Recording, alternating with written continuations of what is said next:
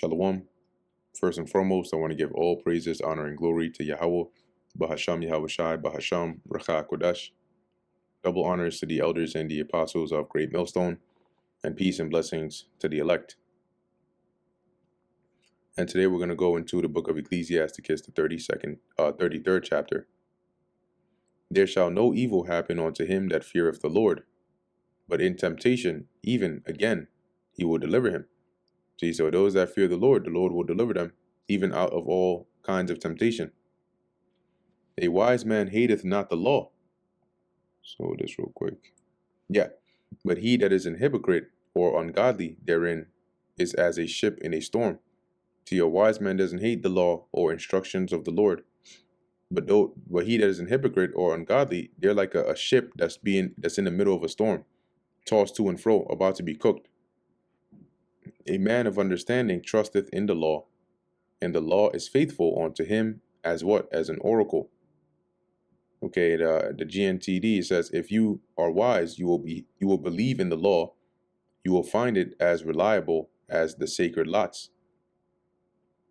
Prepare what to say, and so thou shalt be heard, and bind up instruction, and then make answer. So in a nutshell, think before you speak. Don't just open your mouth wide and just start saying whatever comes to mind. Think, prepare what you're going to say, and then say it. It's going to make people want to listen to you more. And bind up instruction, and then make an answer. The heart of the foolish is like a cartwheel, and his thoughts are like a rolling axle tree, right? Meaning it's like a cartwheel that just keeps on going and spinning and spinning and spinning. And it's like a wheel just, if you have like a chariot, like this, see, loose chariot wheel. Yeah, you see these little things right here? Now imagine, right? Imagine, you've probably seen it in maybe some cartoon or something somewhere where it's going, and then something happens and the wheel just falls off. And that wheel just like goes and goes and goes and goes. And it's just like it going every which way without stopping. It jumps on buildings, it goes in the street, it goes everywhere. So that's like a fool's mind. It's like a cartwheel. They just talk and talk. Their mind just runs and runs and runs. They don't know when to be quiet. They don't know what they're saying. They're just words are coming out of their mouth. And they can't put a stop to it. A stallion horse is as a mocking friend. He neigheth under every one that sitteth upon him. Right? Reading that in the GNTD. A sarcastic friend is like a wild horse that neighs no matter who tries to ride him. So whoever, regardless of who it is, that is around him, right, that is either trying to befriend him or around him, he's always, using that sarcastic nature. Okay, and you got to be careful of that too. It's not everyone that you got to behave that way too. What did the Apostle Paul say? Being all things to all men. You got to know, who is what, who can tolerate what, and how to be around certain people actually. Why doth one day excel another, when as all the light of every day in the year is of the sun? So what makes one day better than another? When every day has the same source of the light that comes upon it, which is the sun. Right? It says, why are some days holier than others, even though the same sun rises on every day of the year? By the knowledge of the Lord they were distinguished, and he altered seasons and feasts. And that's the Lord distinguishing the days, right, by his knowledge. Certain days are holy days, certain days are for feast days, certain days are solemn assemblies. Some of them he hath made high days and hallowed them, and some of them he hath made ordinary days, right? For example, the Passover and maybe just a regular another day, the feast of unleavened bread versus a random Tuesday. All men are from the ground, and Adam was created of earth. In much knowledge the Lord hath divided them, right? Separated his creation, and made their ways diverse. So that's why, like, when you look at the different people on the earth, yeah, we're all so-called, like they use a term to try and negate the differences of creation, but humans, right? We're all humans, but we're different. The way we eat, the way we act, the things we do for fun, It's different. Our ways are diverse. Some of them hath he blessed and exalted, and some of them he sanctified. And those he blessed and exalted and sanctified are his people, the sons of God, later to be known as the Israelites, and set near himself. Right? Proof of that. Let's go to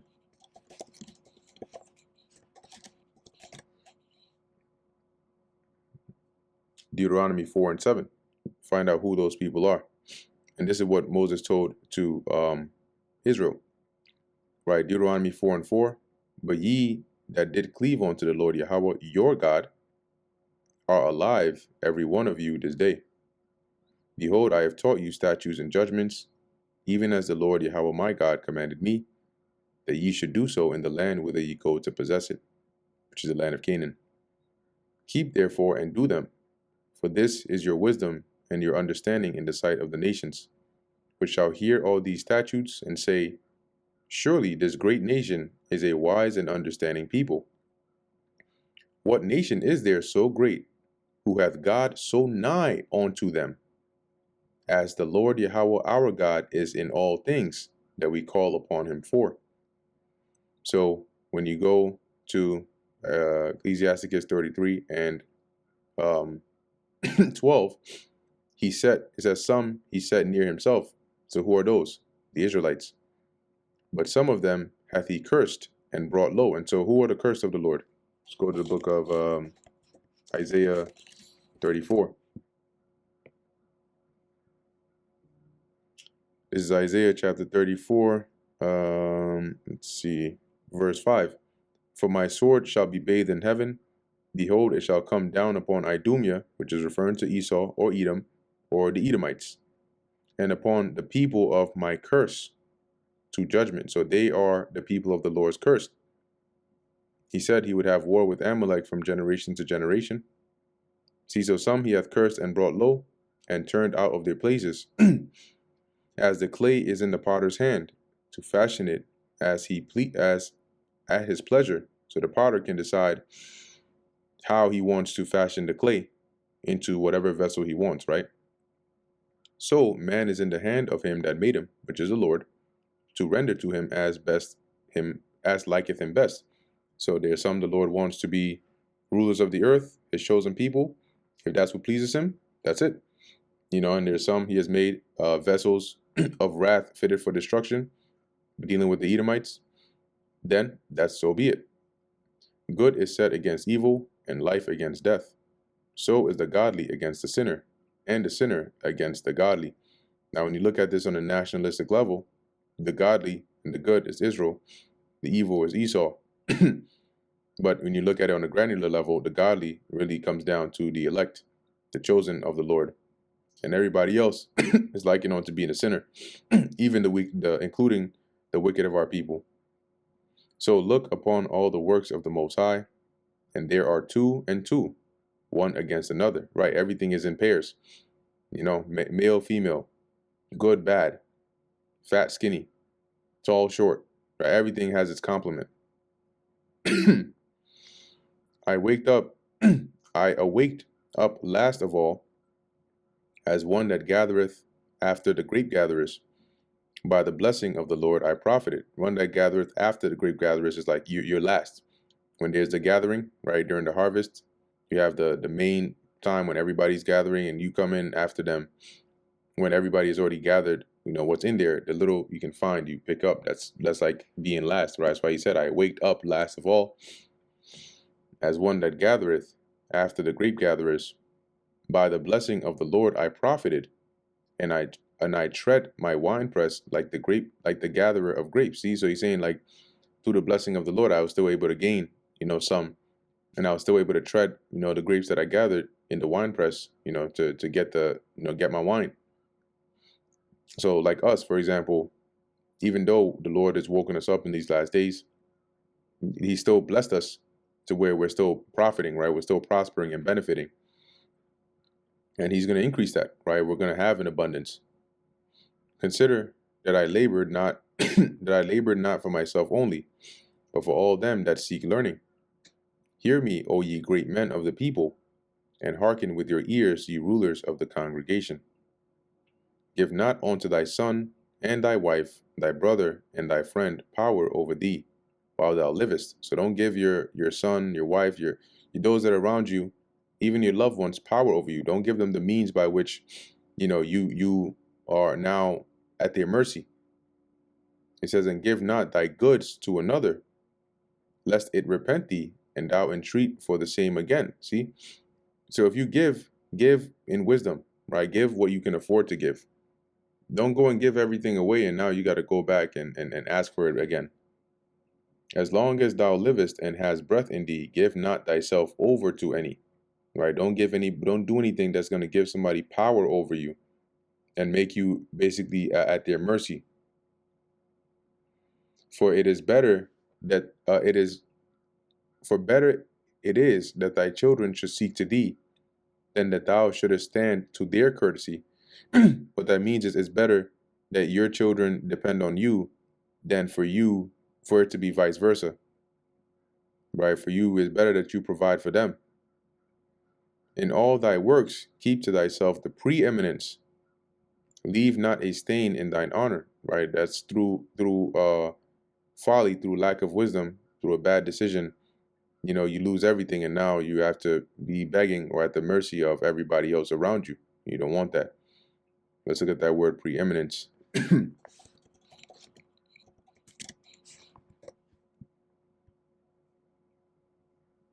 The fact of surpassing all others, superiority. So whatever dominion or, what gives you that preeminence, you hold on to that. It's yours.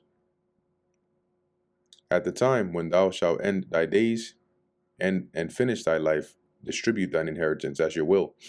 Right? When you're about to die, then you give away, you part your inheritance amongst your loved ones. Fodder, a wand, and burdens are for the ass, and bread, correction, and work for your servant. In the GNTD, it says, a donkey should be given its fodder and its burden, and it should be beaten. That's to, drive it in the right way. A slave should be given food and work, and should be disciplined.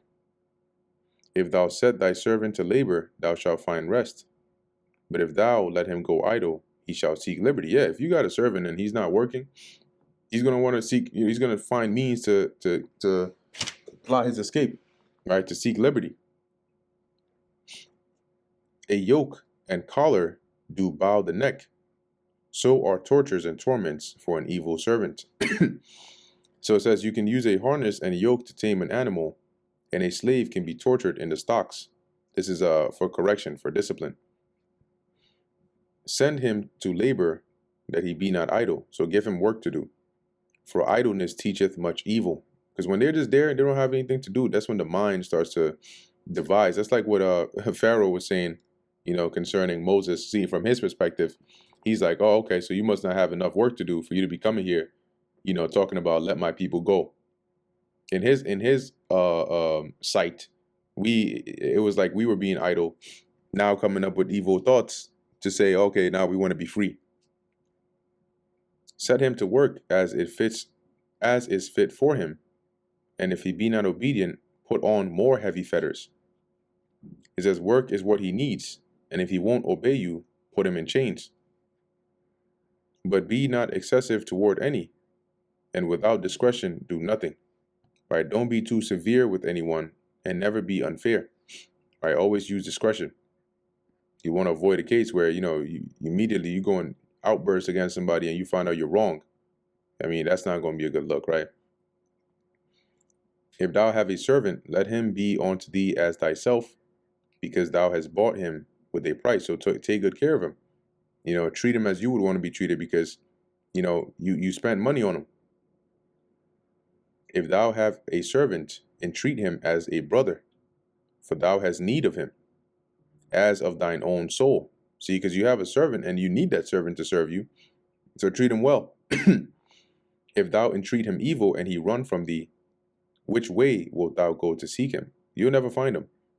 Okay, because he's going so far away to escape from you because of how evil you treated him. And that brings us to the end of the book of Ecclesiasticus, the 33rd chapter.